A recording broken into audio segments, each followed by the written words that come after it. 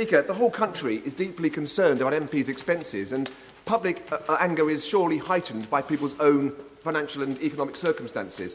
Lang O'Rourke, a major construction firm in my constituency, has just announced it is taking on several hundred extra apprentices this year. But unemployment nationally remains extremely worrying. What can my right honourable friend do to invest in skills and jobs to ensure that when we do come out of recession, we're well placed to do it? Mr. Speaker, I'm sure my right honourable friend would agree. Unemployment is never a price worth paying. Yeah. A helpful question to go going. In answer to the very first point he made, our responsibility is to create a system of MPs' allowances that is transparent and will be seen by the country as wholly fair. And we must prove ourselves worthy of the public's trust. We must apologise for mistakes that have been made. We must rectify all the errors that have happened. And we must reconstruct the system in a way that the public will see it as building confidence in the political process.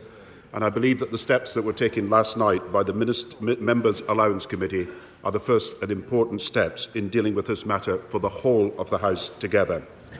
My honourable friend is absolutely right. Any unemployment is a tragedy in any area of the country, and it is our duty to do everything we can to help those people who are unemployed.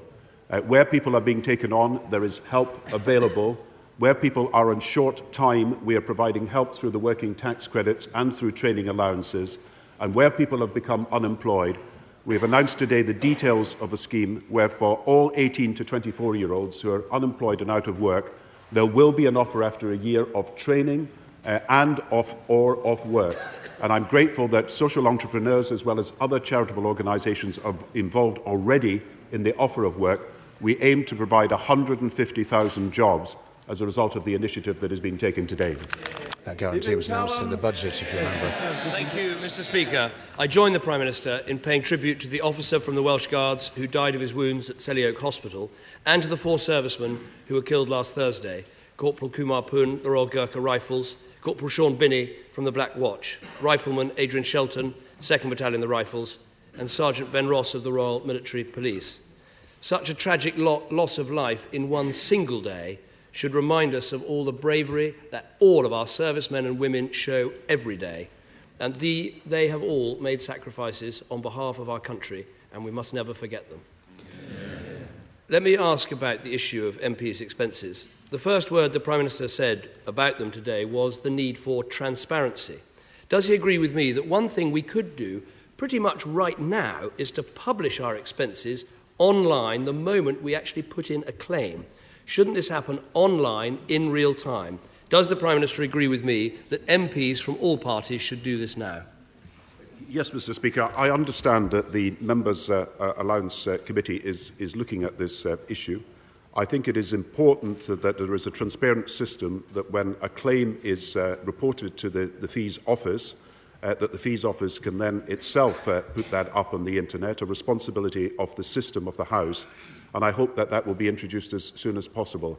I hope every member of the House looking at this issue will agree that if trust in politics dissipates or disappears, then the whole political system cannot work properly. And I think we all have a duty now to make sure that the agreements that we come to and the independent reviews that are made are such that can restore the confidence in the system. With regard to the proposal from the members' estimates, the Members' Allowances Committee last night, I think it is now very important, as they have suggested, that the receipts and the payments of members over the last 4 years be scrutinised by a body that includes people who are completely independent of the political system.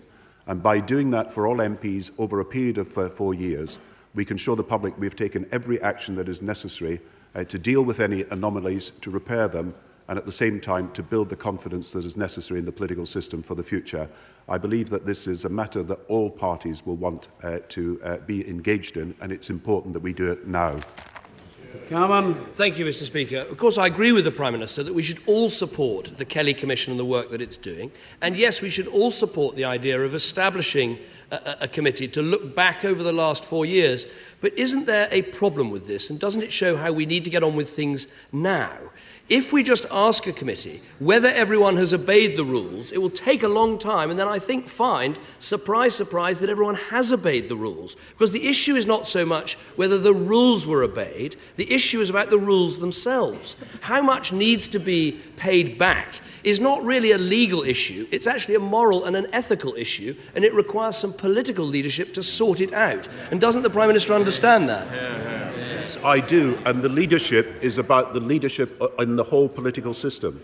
That we have a duty to look across the political system, all parties, do it together, as that committee was trying to do yesterday, and reach an agreement. Now, what that committee was trying to do yesterday, and its proposals are extreme and radical. They will ask outsiders to look at receipts and expenses and payments over the last 4 years, and then they will report as to whether they were regular or irregular. That's dealing with the past. For the present, an interim system has been proposed by the committee last night, and I believe that that can command all-party support. But of course, the long-term changes will need to require the confidence of the public, and that's why I've always been of the view, as I said before, that we need an outside body, the Committee on Standards in Public Life, to report on what should be done. Their proposals have then got to be taken into account by this House. But if we are to make new changes in the system, we need to have an outside body, a body with some confidence that it is acting completely impartially, and it can report on the changes we can make, and I believe it should report as soon as possible. I do believe it's in the interest of everybody that we go beyond ordinary party politics in this now, and we make absolutely sure that what we do affects the whole House, and what we do affects all members of the House in the way they behave.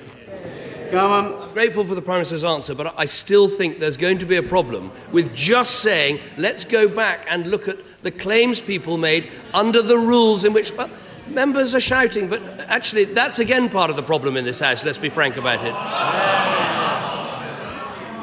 But let's see if this committee can do it. But if we just look at the rules and whether people were complying with the rules, that doesn't go to the heart of the problem. It doesn't go to the heart of the anger people feel. That is why members of Parliament decided to write out cheques and send them back on both sides of the House, and I think that's right. Let me turn to another issue, which is reducing the cost of politics more generally. If we're frank, many of us know that the next issue we have to tackle is the communications allowance introduced only 2 years ago. It is worth £10,000 to every MP. Let's be honest, taxpayers are effectively paying out thousands of pounds so we can all tell our constituents what a wonderful job we're all doing. We've all done it, we all know the facts. Isn't this a gigantic waste of money? Particularly right... Will the Prime Minister now get on? Will the Prime Minister now get on with something I've suggested many times? Let's save some money, scrap the communications allowance now. Mr. Speaker, the first way that we are going to save money is by the changes that were voted on in the House 2 weeks ago, changes that I put to the House and others put to the House, about how we can save money on the London allowance, how we can reduce the cost of the additional cost allowance, and how we can get the receipts that are fully made, even below £25, submitted. That is the first stage of reducing the costs, and the costs of the system will fall. I have to say something about his point about rules as well. It is true in some cases that rules